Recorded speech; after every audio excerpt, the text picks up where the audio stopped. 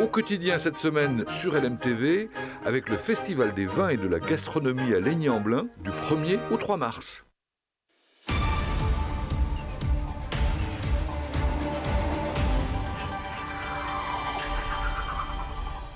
Et oui, nous sommes déjà vendredi. Bonsoir et bienvenue dans Au Quotidien avec moi ce soir, Laure Girard. Bonsoir Laure. Bonsoir Enzo, bonsoir à tous. Notre invité dans un instant dans l'actu. Alexis Percheron est coach des U18 au Mans FC, car ce dimanche, c'est les huitièmes de finale de la Coupe Gambardella. Entre le Mans FC et l'Olympique de Marseille, c'est au stade Marie-Marvin, déjà 7000 tickets vendus, on en parle. Et en deuxième partie, on va parler d'un événement qui a lieu la semaine prochaine, très attendu. Avec l'un des Sartois les plus connus, Pollux, qui vient nous parler du Festival national donc de l'accordéon à Mulsanne, samedi 2 et dimanche 3 mars, c'est tout à l'heure. Ça c'est dans quelques minutes, vous l'avez dit Laure, mais tout de suite place à l'actu.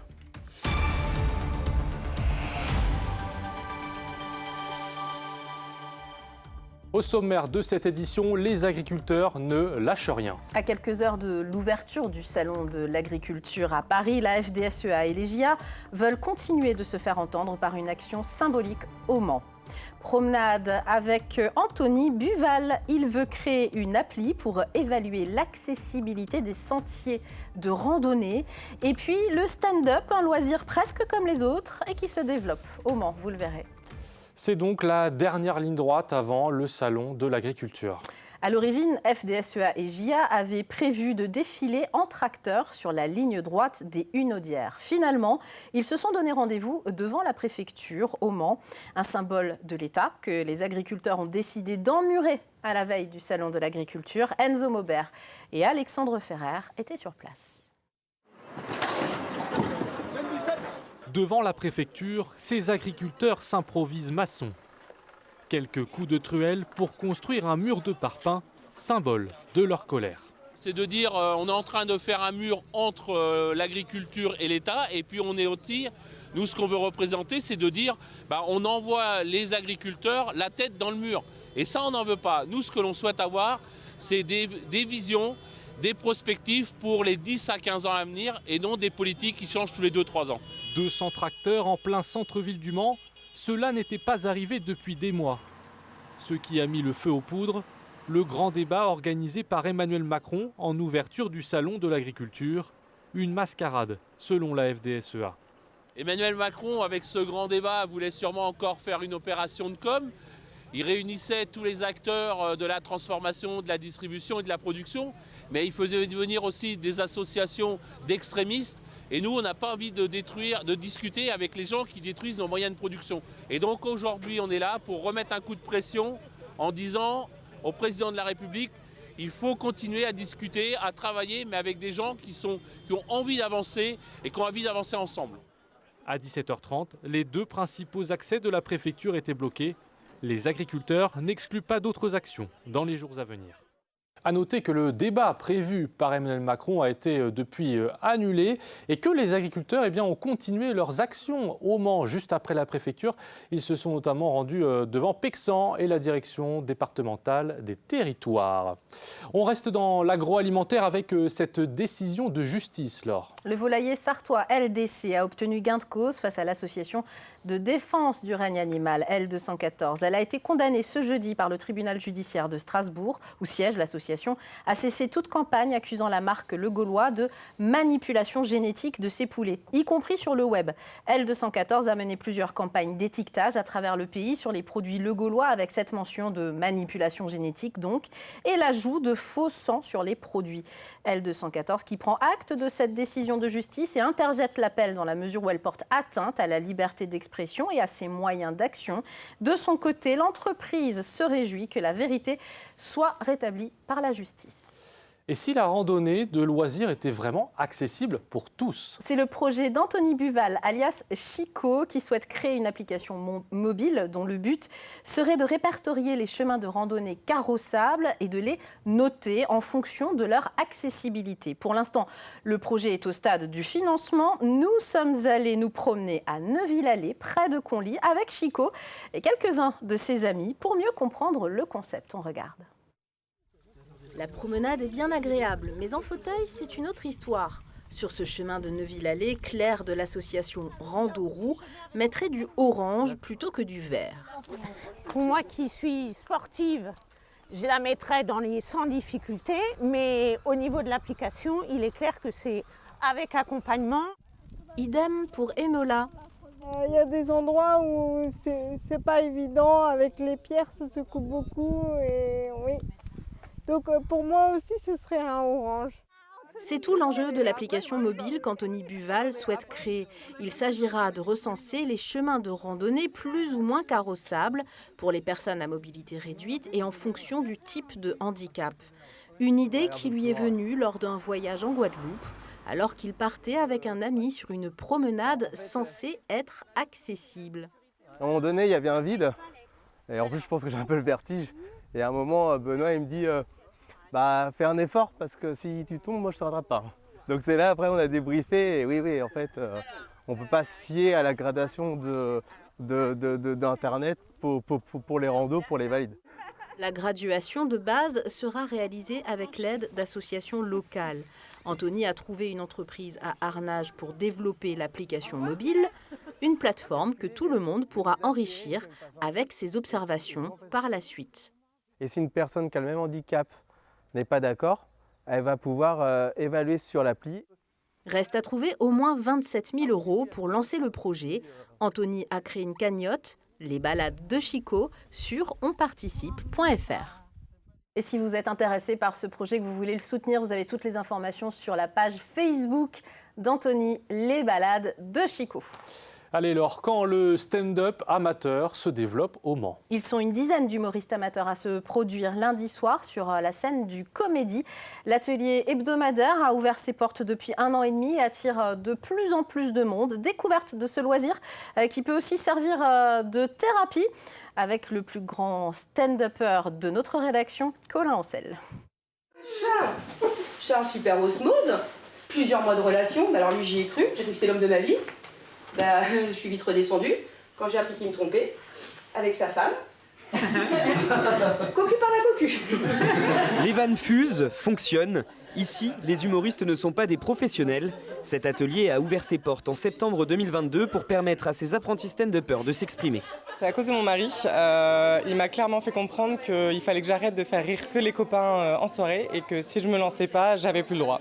Donc pas le choix. Vu que j'écris des choses qui sont vraiment, qui me sont réellement arrivées, c'est assez impressionnant de le faire devant les autres et d'avoir leur retour, surtout les premières fois. Après on s'habitue et c'est plutôt bienveillant, donc c'est plutôt cool. L'année dernière, il n'y avait qu'un cours. La pratique se développe, désormais 2 créneaux, les lundis et mardis, aux ateliers Comédie pour une vingtaine de personnes. Et pour se lancer... J'imagine qu'il faut un ego assez développé. Il faut avoir envie d'écrire quelque chose, il faut avoir des choses à raconter. Il faut avoir envie de se confronter à la fois à un public, à un regard extérieur et à la fois avec une écriture personnelle. Raconter de manière humoristique des scènes de la vie avec l'aide de Véronique Winkel, enseignante à Quai de Seine pendant 16 ans pour l'expression scénique. Chacun écrit son texte chez soi et le joue devant ses camarades. C'est vraiment une thérapie. D'où le one-man show, où c'est vraiment mon premier one-man show. Ça serait vraiment sur ma vie, de ma naissance jusqu'à aujourd'hui. Je kifferais en faire un métier, ouais. Faire de la scène, vraiment, c'est mon kiff. J'aime ça. Après, on verra bien ce qui viendra. Avant le one-man show, ces stand-uppers joueront 4 fois cette année avec des nouveaux sketchs. Le spectacle d'humour en scène sera même sur les planches du Comédie ce lundi 26 février à 20h30. Je vous souhaite une bonne fin de soirée et je vous dis à la prochaine. On va parler foot avec notre invité Alexis Percheron, le coach des U18 du Mans FC. Car dimanche, c'est le 8e de finale de la Coupe Gambardella Crédit Agricole. Et les adversaires sont donc le Mans FC et l'Olympique de Marseille. Laure. Merci d'être avec nous, Alexis Percheron. Dimanche, coup d'envoi, 14h. Il reste des places, bien sûr. Première question, comment se sentent les joueurs? Ils ont entre 16 et 18 ans. Ce sont de jeunes joueurs. Comment ça va? Pour l'instant, tout va bien. Ils sont excités, ouais. Pressés d'être dimanche. Il nous reste encore une séance en commun demain. Et puis après, on sera prêt pour dimanche. Belle saison pour eux. Beaucoup de victoires. Mais c'est l'Olympique de Marseille, champion de France en titre en U17, actuellement leader en U17 national, en U19 national. Est-ce que le morceau n'est pas un peu gros dans la tête de jeunes joueurs comme ça? On le saura à 16h dimanche. Depuis le début de la saison, effectivement, on réussit plutôt bien, aussi bien en championnat qu'en coupe. Et on voulait se confronter à ce qui se fait de mieux en France. Là, on est tombé sur le plus gros morceau, donc on verra ce que l'on est capable de faire dimanche. En tout cas, on a hâte d'y être. Une coupe qui a réussi déjà par le passé au MUC 72, gagnée il y a 20 ans presque jour pour jour par l'équipe d'alors. Vous voyez ces images d'archives d'LMTV déjà. Et un certain Mathieu Coutadeur, actuel capitaine du Mans FC, équipe première, a su tirer les leçons des qualités qu'il faut pour gagner cette coupe, parce qu'il faisait partie de ce collectif à l'époque. On l'écoute. Une belle cohésion d'équipe, la petite réussite aussi qui va bien, et puis le talent. C'est une très belle dynamique déjà pour le club. C'est un très beau match à jouer pour les jeunes aussi. Ils vont pouvoir se confronter à ce qui se fait de mieux contre Marseille. Donc j'espère que ça va être une belle fête encore pour eux et qu'ils pourront se qualifier au bout. Une belle cohésion d'équipe, la réussite et le talent. C'est ce que vous voyez dans ce collectif que vous coachez ? Tout à fait. Mathieu Coutadeur l'a dit. Je pense que ce qu'ils ont vécu en 2004, on espère le vivre nous aussi. En tout cas, ce qui ressort de cette équipe, c'est effectivement une grosse cohésion. Les garçons s'entendent très bien sur le terrain, mais également en dehors. Ça fait plusieurs années qu'ils vivent ensemble. Alors, il y a des joueurs qui sont venus rajouter au fur et à mesure sur l'effectif. Mais forcément, quand on vit ensemble depuis plusieurs années, on partage beaucoup de choses. Et ça se ressent au quotidien, aussi bien sur les séances d'entraînement que les jours de match. Ils ont combien de séances d'entraînement à leur âge dans cette école de foot On est à 5 séances par semaine. Un vrai engagement. Tout à fait. Ils ont plus ou moins 17 ans, je le disais. Et cette rencontre sera diffusée sur le site de la Fédération française de foot. Les médias, évidemment, locaux, mais pas que, seront présents. Il y a de la pression médiatique. Comment vous travaillez là-dessus avec ces jeunes joueurs ? On n'a pas changé notre façon de faire cette semaine.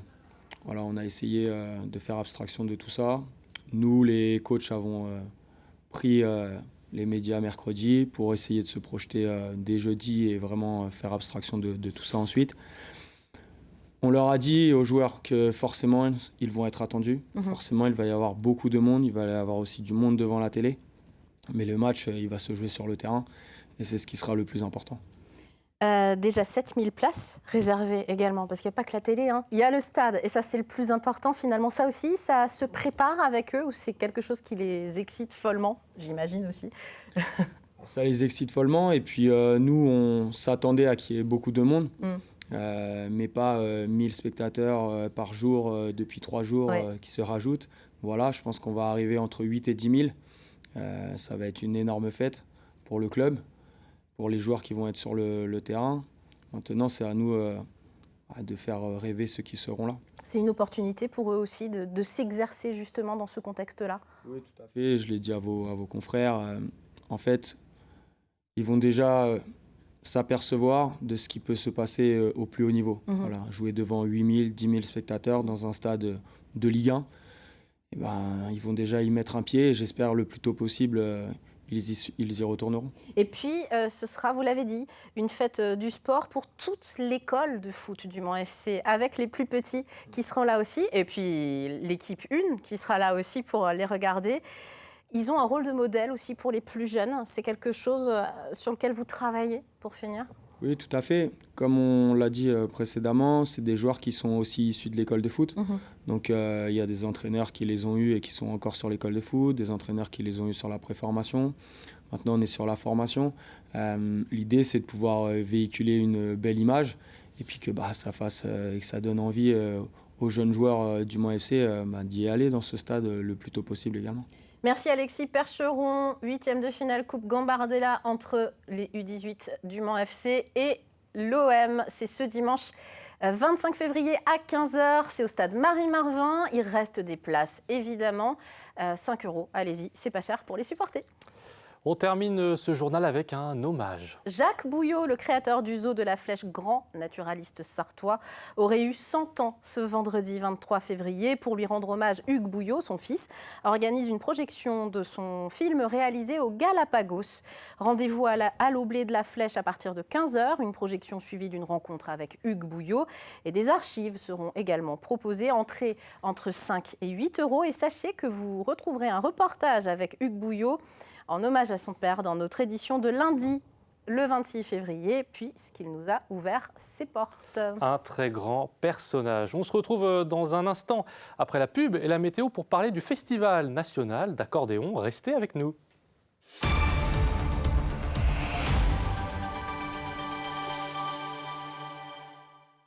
Au quotidien cette semaine sur LMTV, avec le Festival des vins et de la gastronomie à Laigny-en-Blain, du 1er au 3 mars.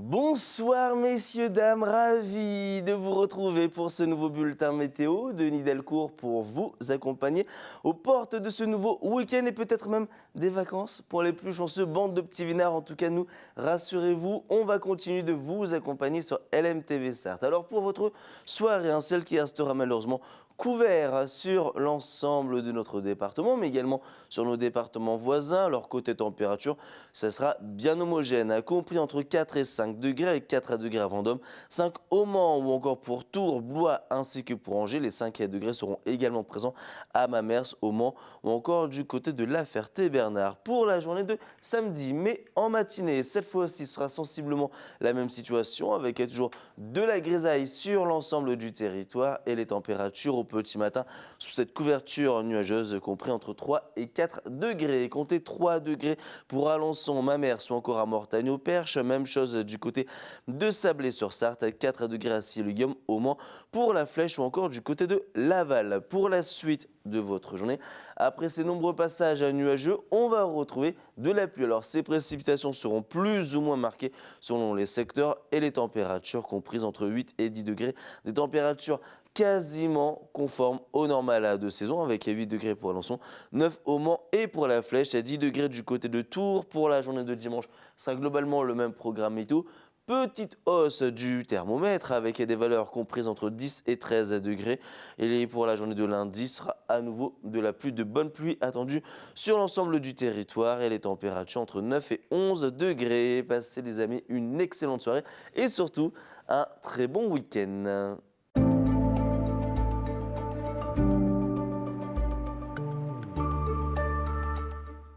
Au quotidien cette semaine sur LMTV, avec le Festival des vins et de la gastronomie à Laigny-en-Blain, du 1er au 3 mars.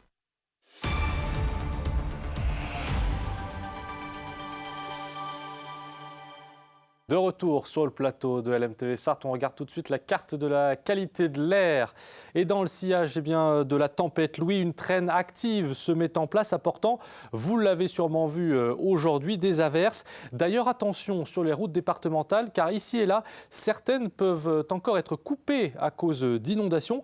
Mais le seul avantage qu'on peut en tirer, entre guillemets, c'est que ces conditions météo permettent un bon lessivage de l'air et donc une qualité de l'air moyen pour ce week-end. Voilà alors. Notre invité acquiesce à cette qualité de l'air. Oui. Notre invité, c'est Pollux. Tout le monde le connaît en Sarthe, un organisateur d'événements de festivals, organisateur du Festival national de l'accordéon à Mulsanne. D'accordéon, pas de l'accordéon, d'accordéon à Mulsanne. C'est pas bien grave. Samedi 2 et dimanche 3 mars, LMTV Sarthe diffuse en direct le Festival national d'accordéon. Notez bien, c'est de 14h30 à 18h le samedi et de 14h30 à 17h le dimanche. Je ne peux pas vous voyer cet invité parce que Pollux ne vous voit personne. Il tutoie tout le monde en Sarthe. Alors je te tutoie, Pollux. Absolument. Exceptionnellement. 40 ans que ça dure, ce festival. Et oui, et ça ne m'arrange pas parce que moi, j'ai pris 40 ans aussi. 40 ans que ça dure. À quoi tu attribues le succès de cet événement que tu organises, toi, depuis 40 ans. Absolument. Et on va un peu partout en France et l'un fait du bien à l'autre, quoi. Le fait qu'on organise un peu partout, ça donne une ampleur au festival en général, quoi. Et ça, c'est important. La recette, il n'y en a pas. On fait le boulot le mieux qu'on peut. Et on essaye d'être les meilleurs. Et ça consiste en quoi, concrètement? Inviter des artistes actuels et faire danser les gens pendant 2 jours? Alors, actuellement, c'est ça. On a fait tous les grands avant à la Rotonde, au Forum. Et on a fait même des trucs pas possibles. La première année, en 89, à la Rotonde, on avait 4600 personnes, quand même. Ouais. C'est quand même une blague, quoi. On n'y croyait pas. Nous, on a démarré en 84, à Mulsanne. suite à... On avait une radio locale, comme ça se faisait beaucoup, comme était votre patron, patron de radio locale aussi, et on avait besoin de payer un émetteur. Et ça a démarré comme ça parce qu'on avait un monsieur qui animait une émission d'accordéon chez nous, André Renard, et qui avait un succès fou, mais fou. L'accordéon, ça marche du tonnerre de feu tout le temps.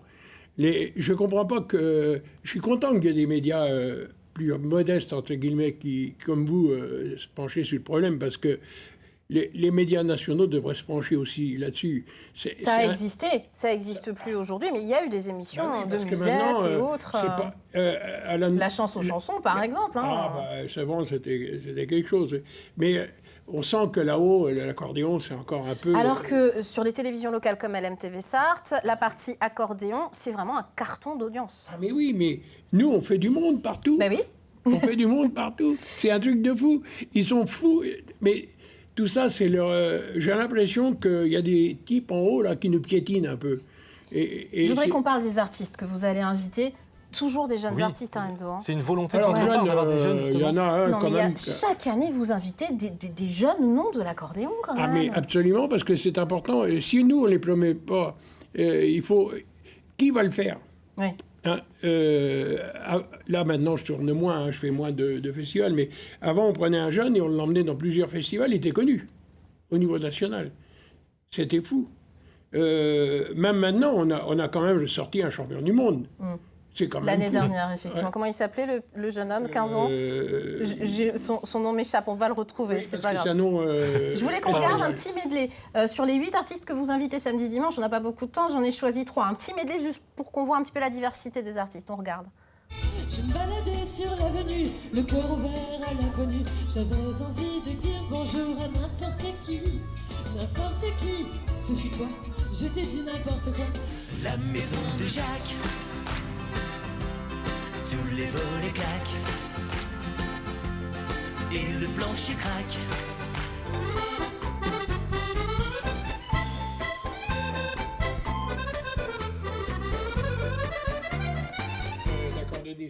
Voilà, on a vu donc Nathalie Bernat, Aurélien Lienel et ses petites danseuses et Baptiste Auclair. Et ça montre effectivement qu'on peut danser et que même des jeunes comme les petites danseuses d'Aurélien Lienel qui montrent une choré très moderne peuvent danser en fait sur du musette. Alors Aurélien Lienel, c'est un breton que j'ai découvert plus spécialement à Termignon parce qu'on fait un festival qui a une audience pas possible, qui a été transmis d'ailleurs sur LMTV en direct. Et ce garçon-là, il est extraordinaire, c'est un ambianceur. Il est bretonnant aussi. Il fait tout. C'est un mec extraordinaire. Nathalie Bernat, elle a la punch, elle a le truc, quoi. Elle accroche les gens, quoi. Et puis le petit, autrement, là, lui... Baptiste Auclair, lui, il est d'une famille, une grande famille d'accordonnistes. Tous les Kasmarek et tout ça, c'est la famille que j'ai eue d'ailleurs. Pollux, quand je vous dis qu'ils sont jeunes, vos artistes, pas que, mais il y en a beaucoup dans le lot. Est-ce qu'il reste des places pour le samedi, pour le dimanche? Alors, le samedi, oui.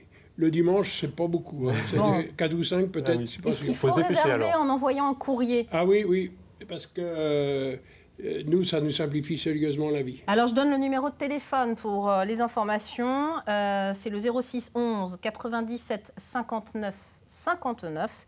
Et sinon, vous envoyez un courrier en précisant la réservation. Festival Accordéon, 9 impasse Blavette, 72 000 Le Mans. Donc l'entrée, c'est 20 €. Il reste de la place pour les repas ou pas? Oui. Jusqu'à mardi. 14 € le repas, alors. Voilà. Alors, on est les moins chers de France. Bon, bah c'est bien, parfait. C'est parfait, là, ça. Merci, Pollux. Vous reviendrez débriefer à ce moment-là? Ah bah écoutez, si vous m'invitez, il n'y a pas de souci. Avec plaisir. Allez, Laure, on joue. Alors, on ne vous fait pas gagner des places pour l'accordéon, mais pour un spectacle d'humour ce soir. Votre dernière chance pour gagner ce spectacle, la salle Coppelia à La Flèche, le 16 mars. C'est avec l'humoriste Pascal Fleury et c'est organisé par l'association de tennis de table de La Flèche. Regardez la question du jour.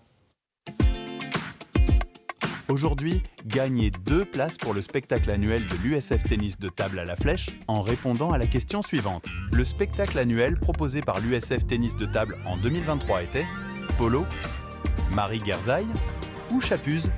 Envoyez votre réponse par mail à jeu@lmtv.fr. Bonne chance à tous. Bon, allez, on a encore plein de petites choses à vous dire, Laure, parce que c'est déjà les vacances et donc il y a des programmes. Le premier qui vous attend sur LMTV, eh bien, c'est ce samedi, c'est le débat sartois de 19h à 19h30 sur LMTV Sarthe. Et ce mois-ci, la rédaction s'intéresse au rapport entre le public et les médias locaux à l'occasion du passage des États généraux de l'information et de Christophe Deloire, le délégué général de Reporters sans frontières. Il était de passage au Mans.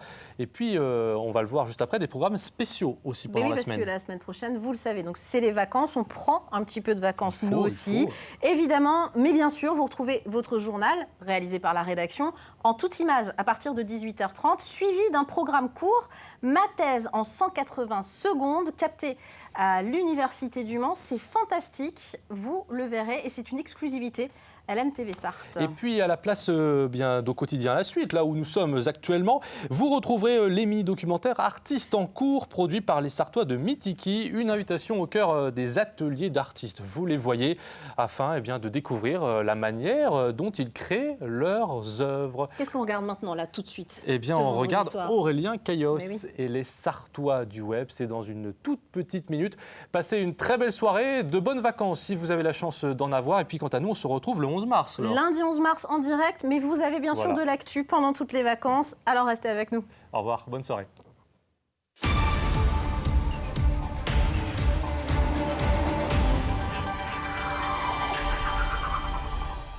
Au quotidien cette semaine sur LMTV, avec le Festival des vins et de la gastronomie à Laigny-en-Blain du 1er au 3 mars.